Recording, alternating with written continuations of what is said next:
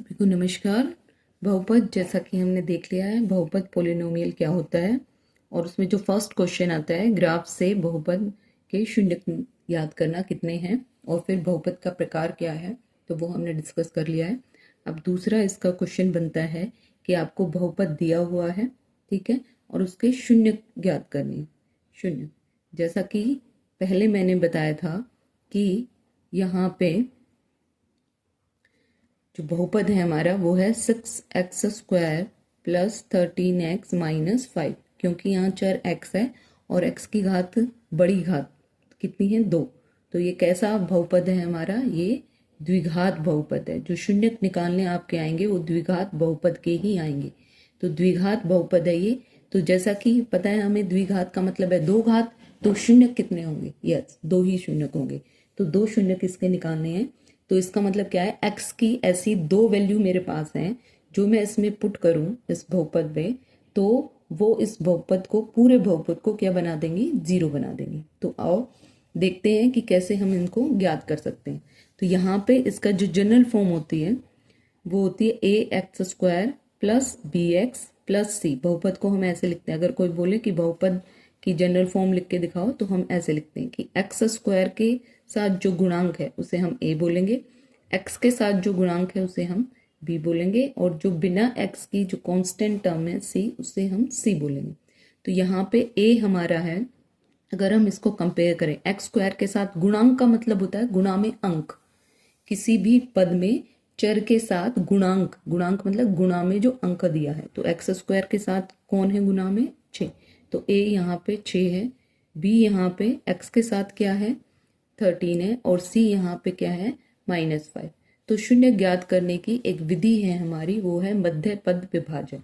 इसका मतलब इसका मध्य पद कौन सा होता है, ये बीच वाला पद। तो इसका बीच वाला पद कौन सा है 13x। तो इसको हम स्प्लिट करेंगे, तोड़ेंगे कितने पदों में, दो पदों में।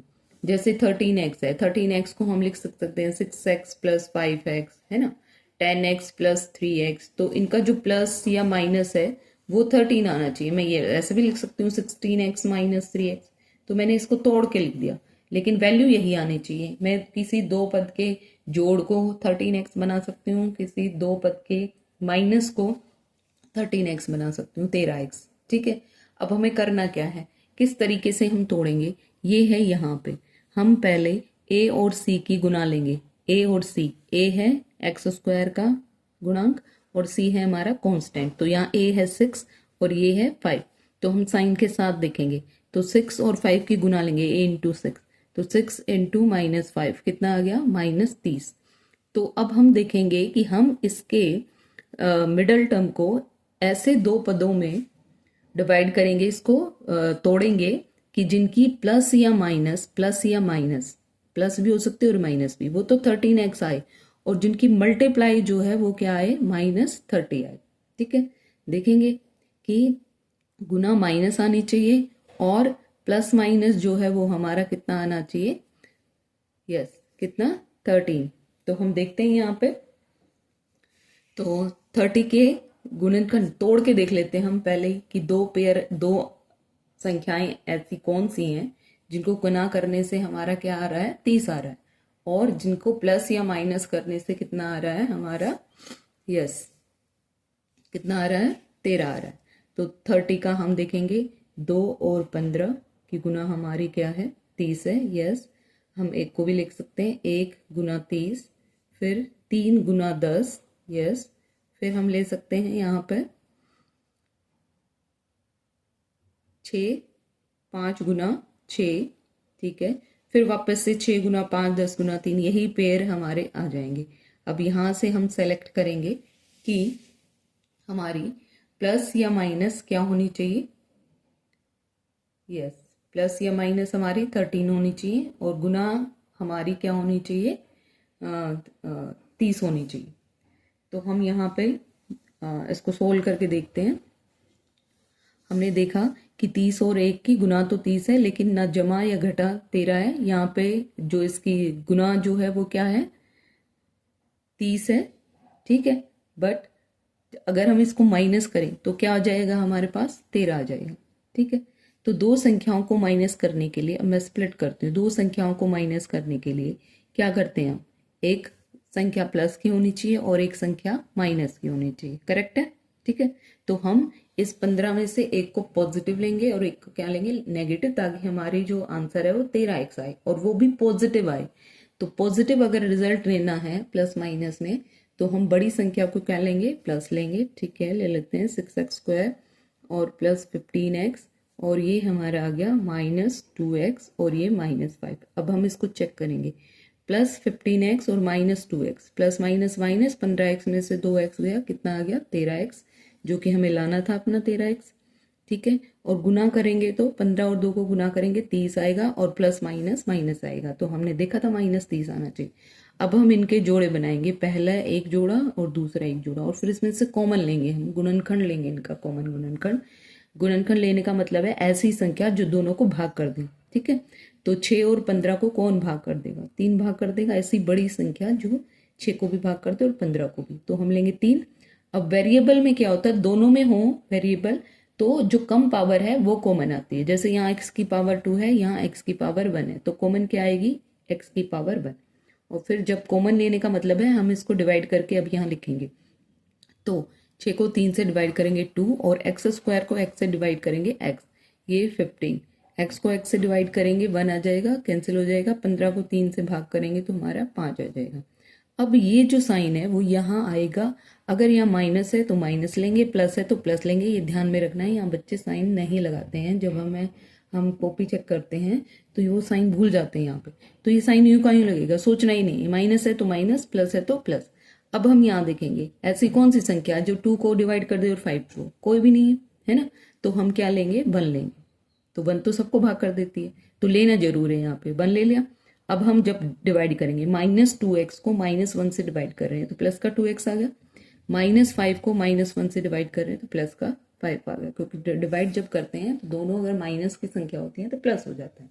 अब यहाँ हमें चेक करना है कि दोनों ही ब्रैकेट्स में कैसी संख्या होनी चाहिए, कैसे पद होने चाहिए, एक जैसे, same, 2x positive, 2x positive, +5 अगर सेम है तो हमने ठीक किया है, सेम नहीं है तो हमने क्वेश्चन को गलत कर दिया है, आप उसको दोबारा से चेक करके लाएं। अब फिर से कॉमन लेंगे, यहाँ पे ये एक पेयर हो गया, ये एक पेयर हो गया, कौन सी संख्या है जो दोनों को भाग कर देगी, जो दोनों में है ब्रैकेट के अंदर, 2x + 5, फिर से कॉमन आ गया, यहाँ क्या बचा 3x और यहाँ क्या बचा -1, क्योंकि मुझे पता है कि शून्य क्या होता है, चर का वो मान जो इसको पूरे को 0 बना दे, 0 बना दे तो इसका मतलब इस पूरे को क्या बना रहा है, ये 0 बना रहा है, तो 0 गुना ये दोनों ब्रैकेट्स किसमें हैं, गुना में। और एक बात और बता दूं, जब मैंने इसको स्प्लिट किया है, मैंने इसका क्या किया है, गुणनखंडन, तो ये दो मेरे क्या आए हैं, गुणनखंड है ना, बताया था ना 6 का गुणनखंडन किया तो मेरे पास आ गया था 2 × 3। ठीक है, तो ये दोनों इसके क्या हैं, गुणनखंड है, तोड़ के गुना में लिख दिया, ऐसे ही इसको तोड़ा और ये दो ब्रैकेट्स की गुना में लिख दिया, तो ये दो बहुपद इस बहुपद के क्या है, गुणनखंड है।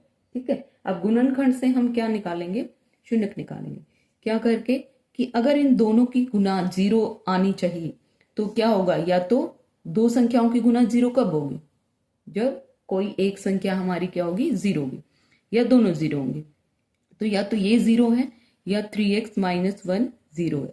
तो अगर मैं यहाँ पे 2x, 5 को उधर ले जाऊं -5, और x इक्वल हो जाएगा -5/2, यहाँ 3x = 1 और x = 1/3, तो यहाँ x की कितनी वैल्यू आ गई हमारे पास, 2, तो आनी थी, क्योंकि द्विघात बहुपद है, द्विघात बहुपद का मतलब है 2 घात, और 2 घात का मतलब है 2 शून्य, तो 2 शून्य हमारे निकल गए।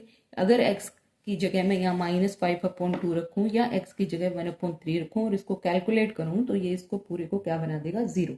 तो एक क्वेश्चन आपका ये बनता है सीधा कि इसके शून्यक निकाल दो, MCQ में भी आ सकता है, शून्यक क्या होंगे, या आपके 2 नंबर में भी आ सकता है। ठीक है, अब इस पे बेस्ड जो क्वेश्चन है वो क्या बन सकता है आपका, कि आपके पास कोई एक बहुपद दिया है, मान लो ये दे दिया बहुपद, और ये हमारे पास है x² + 3x + k, वो बोल रहा है बहुपद इसका एक शून्यक, क्योंकि ये कैसा कैसा बहुपद है, 2 घात है, द्विघात बहुपद है, 2 शून्यक होंगे, अगर एक शून्यक इसका 2 है तो दूसरा शून्यक ज्ञात कीजिए।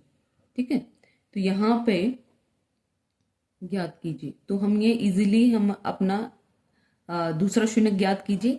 ये वाला जो क्वेश्चन है वो मैं नेक्स्ट जब हम शून्यकों का रिलेशनशिप देखेंगे तब करेंगे। लेकिन अगर ये 1 0 2 है तो के का मान निकालिए, ये वाला क्वेश्चन मान ज्ञात कीजिए, ये हम यहाँ पे फाइंड आउट कर सकते हैं। ठीक है, ये वाला 0 2 है तो के का मान, क्योंकि यहाँ पे चर जो है हमारा एक्स भी हो गया और के भी हो गया, के भी नहीं पता हमें। तो अगर शून्य दे रखा है, एक क्वेश्चन बनता है, देखो एक क्वेश्चन बन गया ग्राफ से शून्य निकालना, दूसरा क्वेश्चन बन गया शून्य निकालना जो कि मिडल टर्म से स्प्लिट कर दिया, तीसरा क्वेश्चन ये बना है कि कोई बहुपद हमने दे दिया और उस बहुपद में एक चर एक्स वाई के अलावा एक और चर उन्होंने छोड़ दिया और उसका एक शून्यक हमें दे दिया। ठीक है, तो हमें पता है जो शून्यक होता है वो किसका मान होता है, वो उसमें दिए गए चर का मान होता है, मतलब एक्स का मान है। और वो चर का ऐसा मान है कि चर के जगह अगर हम उसे रख दें तो उस पूरे बहुपद को क्या बना देगा, 0। तो हम यही करेंगे कि 2 जो है बहुपद x² + 3x + k का क्या है, शून्यक है। तो अगर ये इसका शून्यक है तो क्या होगा, x की जगह हम 2 पुट करें, तो ये x की जगह 2 पुट करें, 2 की घात 2 + 3, फिर ये इसके साथ गुना में प्लस k।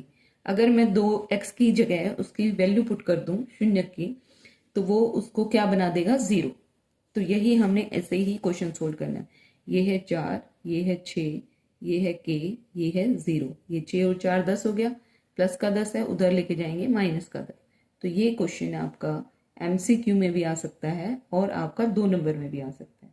तो आपका जो बहुपद का सेकंड जो है वो हमने देख लिया, जो क्वेश्चन आएगा वहां पे MCQ भी हो सकता है, ये भी MCQ हो सकता है, या फाइंड आउट 2 नंबर में भी आ सकता है, ये भी MCQ हो सकता है और 2 नंबर में भी आ सकता है।